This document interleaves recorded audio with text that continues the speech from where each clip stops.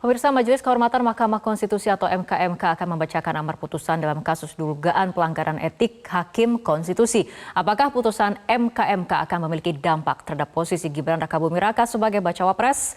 Mungkinkah MKMK akan membuat putusan yang mengejutkan? Untuk membahasnya telah bergabung bersama kami mantan Hakim MK, Bapak I. Dewa Gede Palguna. Selamat sore, Pak Palguna. Selamat sore, Fitri. Baik, Pak Palguna, apakah mungkin MKMK bisa membatalkan atau mengoreksi putusan MK atau memeriksa ulang, mengkaji ulang putusan MK, terutama perkara nomor 90 soal batas usia capres-cawapres? Saya nggak tahu entah kali keberapa saya harus menjawab pertanyaan ini ya. Tapi begini, kalau yang dimaksud itu adalah untuk mempengaruhi langsung putusan Mahkamah Konstitusi nomor 90 tahun 2023 yang sudah berlaku itu, saya kira tidak ada rasionalitas hukum yang bisa menerobos prinsip yang ditentukan dalam pasal 47 Undang-Undang Mahkamah Konstitusi yang menyatakan bahwa putusan Mahkamah Konstitusi memiliki kekuatan hukum tetap sejak selesai diucapkan dalam sidang pleno yang terbuka untuk umum. Tapi persoalannya adalah begini, apakah norma yang telah diberi tafsir baru oleh Mahkamah Konstitusi itu dapat diuji kembali? Saya mengatakan dalam berbagai kesempatan dapat. Dan itulah cara hukum yang dibenarkan menurut hukum acara yang berlaku sekarang. Cuma ada syaratnya, yaitu syaratnya adalah menurut pasal 60, harus ada alasan konstitusional baru untuk mengajukan itu. Untuk admissibility-nya dulu, untuk dapat diterimanya dulu, untuk dapat dibuka kembali dulu kasus itu. Harus ada alasan konstitusional baru. Nah, kemudian dari situ lalu harus dibangun alasan lagi untuk menyatakan bahwa norma pasal 169 huruf Q yang telah diberi penafsiran oleh Mahkamah Konstitusi itu adalah bertentangan dengan konstitusi. Itu jalannya.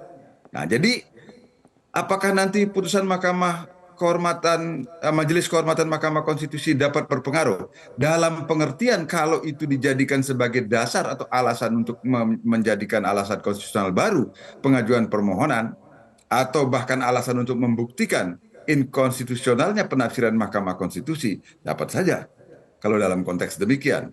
Tapi kalau langsung kemudian membatalkan putusan Mahkamah Konstitusi nomor 90, tidak, karena itu bukan kewenangan Majelis Kehormatan. Gitu, Fitri. Oke, artinya dapat memeriksa ulang ataupun mengkaji ulang putusan, tapi tadi dengan situasi ataupun syarat-syarat yang tadi Pak Palguna katakan, seperti itu ya? Kalau ada yang mengajukan permohonan dan ternyata memang sudah ada, gitu. Nah, tapi saya tidak tahu, saya belum membaca berkas permohonan itu, apakah memang alasan konstitusional baru yang dikemukakan sebagai dasar pengajuan permohonan itu telah diuraikan atau telah ada diuraikan atau tidak. Saya kira sudah lah, pasti mereka berkonsultasi dengan penasihat hukum dan pasti sudah diberitahukan kondisi demikian untuk dapat dibukanya kembali pasal 169 huruf Q Undang-Undang Pemilu yang telah diberi penafsiran baru oleh putusan nomor 90 tahun 2003 Mahkamah Konstitusi itu. Oke, Pak Palguna, pada saat pemeriksaan permohonan dari pelapor di MKMK, Ketua MKMK menyebutkan permohonan pelapor untuk membatalkan putusan MK masuk akal apabila ditopang oleh pendapat logis dan rasional serta diterima akal sehat. Bagaimana tanggapan Anda terhadap pendapat dari Ketua MKMK ini? Ya, tentu saja pendapat demikian itu dapat diterima apabila dilandasi oleh penalaran hukum yang benar dan sesuai dengan konteks hukum positif yang berlaku. Begini, Fitri,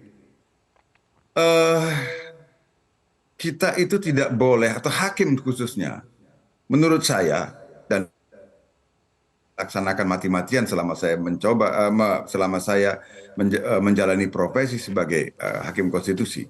Hakim itu tidak boleh, menurut saya, dua hal yang tidak boleh dilakukan. Pertama, dia adalah mengabdi kepada popularitas. Yang kedua, dia tunduk pada tekanan publik tanpa diikuti oleh penalaran hukum yang benar dalam merumuskan pertimbangan hukumnya untuk tiba pada amar sebagaimana tertuang dalam putusan. Pertanyaan sekarang dikaitkan dengan konteks yang Fitri tanyakan tadi kepada saya. Nah, apakah itu memungkinkan? Nah, kalau memang ditemukan dasar penalarannya, ya mengapa tidak? Tapi sebagaimana saya katakan tadi, saya tidak menemukan dasar penalaran untuk tiba pada kesimpulan demikian Oke. sampai dengan saat ini. Saya tidak tahu, kan putusan Majelis Kehormatan Mahkamah Konstitusi belum diucapkan. Saya tidak tahu apakah besok adakah penalaran itu misalnya yang dapat ditemukan dan kemudian berterima sebagai bagian dari sebagai apa namanya konstruksi legal reasoning yang universal diakui dalam penalaran hukum. Saya belum tahu, dan tentu saja itu harus diuji post factum besok setelah Majelis Kehormatan menyatakan pendiriannya. Oke, Gitu. Pak Palguna, tapi dari pandangan Anda, apakah ada situasi ataupun kondisi di mana MK bisa membuat adanya terobosan? Terobosan yang bagaimana maksudnya? Kalau terobosan yang melanggar hukum menurut saya tidak ada. Hukum acara sudah menjadi ini. Gini loh, sekali hakim itu melanggar hukum acara, dan itu sama maknanya dengan pelanggaran kode etik juga, bahkan lebih berat. Bahkan lebih berat gitu loh. Itulah gunanya membuat hukum acara, karena apa namanya, kemerdekaan kekuasaan kehakiman itu penjaganya adalah hukum acara. Penjagaan itulah makanya dikatakan ada vrijheid in gebondenheid, gitu ya. Kemerdekaan dalam keterikatan. Apa yang kekuasaan kehakiman itu merdeka, tetapi dia terikat. Apa yang mengikat? Salah satunya dan yang terpenting adalah hukum acara. Nah, kalau ini dilanggar, ya kita tidak tahu. Seperti kata yang dikatakan oleh John Locke, ketika kekuasaan kehakiman tidak dijaga oleh aturan dalam bentuk hukum acara yang mengikat mereka, maka hakim pada akhirnya akan menjadi pembuat dan sekaligus pelaksana undang-undang, maka dia akan lebih kejam dari kekuasaan yang absolut. Oke. Baik, Pak Palguna, artinya ketika kemudian putusan MK baru akan diumumkan pada tanggal 7 November, tapi kemudian jika putusan MK ternyata memang ada pelanggaran kode etik, ini artinya tidak berpengaruh pada putusan MK di bawah hakim MK yang ditemukan adanya pelanggaran kode etik, seperti itu ya Pak Palguna? Ya, itu konsep hukumnya. Tapi kan sekarang ada permohonan. Dan putusan Majelis Kehormatan Mahkamah Konstitusi itu, yang kita belum tahu wujud dan rupanya besok akan seperti apa, itu boleh jadi akan menjadi bukti signifikan bagi Mahkamah Konstitusi ketika memeriksa permohonan baru yang sekarang sudah disampaikan lagi kepada Mahkamah Konstitusi itu. Dan itu bukan tidak mungkin kemudian dapat mengubah sikap atau mengubah pendirian Mahkamah Konstitusi. Jadi kita nggak boleh terlalu kepo di awal dan berandai-andai kemudian. Dan saya khawatir itu masyarakat diberikan harapan yang berlebihan oleh komentar-komentar yang misalnya tidak berterima secara penalaran hukum dalam menilai putusan Majelis Kehormatan gitu. Oke, Pak Palguna, tapi melihat proses yang berlangsung dari pemeriksaan sampai kemudian nanti akan dibacakan amar putusan di tanggal 7 November, menurut Anda apabila memang ditemukan adanya pelanggaran etik, kategori sanksi seperti apa yang mungkin diberikan sesuai dengan pasal 41 PMK nomor 1 tahun 2023? Kalau ada ditemukan pelanggaran berat, tidak ada cerita lain kan, berarti kan pemberhentian tidak dengan hormat kan? Itu sanksi yang terberat. Tidak ada sanksi yang lebih berat dari itu. Enggak. Karena itulah sanksi etik terberat yang disediakan atau disebutkan oleh undang-undang, oleh hukum positif dalam hal ini oleh undang-undang tentang Mahkamah Konstitusi. Nah, jadi yang sanksi terberatnya yaitu pemberhentian tidak dengan hormat yang bisa dijatuhkan oleh Majelis Kehormatan Mahkamah Konstitusi apabila memang ditemukan pelanggaran berat. Sekali lagi, nah itu yang saya tidak tahu apakah yang disebut siapa kemarin yang berkomentar itu, karena apakah Bivitri tadi menyampaikan Profesor Jimli sering berkreasi dalam tanda petik tentu saja dalam membuat putusan-putusannya, khususnya selama memimpin Dewan Kehormatan Penyelenggara Pemilu misalnya itu.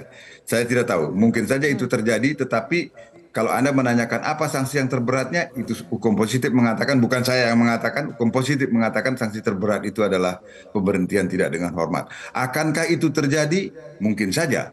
Tergantung kepada nanti jenis pelanggaran yang ditemukan oleh Majelis Kehormatan. Kalau memang Majelis Kehormatan menemukan jenis pelanggaran berat, kan tidak ada pilihan lain. Itulah sanksi yang terberatnya. Tetapi kalau memang Majelis Kehormatan tidak juga yakin bahwa pelanggaran berat demikian terjadi, maka tentu juga tidak bisa juga dipaksa-paksa untuk menyatakan majelis kehormatan kemudian menjatuhkan pemberhentian tidak dengan hormat. Jadi kita belum tahu fakta-fakta hukumnya karena kan sebagian pemeriksaan itu dilaksanakan secara terbuka dan sebagian lagi tertutup.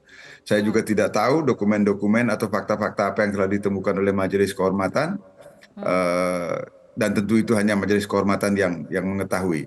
Dan saya kira dan saya yakin itu pasti akan dipertimbangkan secara komprehensif dalam Baik. putusan besok sebelum tiba pada amar putusan untuk menyatakan telah terjadi pelanggaran berat dan sanksinya apa. Gitu. Oke, baik, kita tunggu bersama-sama amar putusan MK yang akan diumumkan pada tanggal 7 November nanti. Terima kasih Pak Palguna telah berbincang bersama kami sore hari ini. Jelajahi cara baru mendapatkan informasi. Download Metro TV Extend sekarang.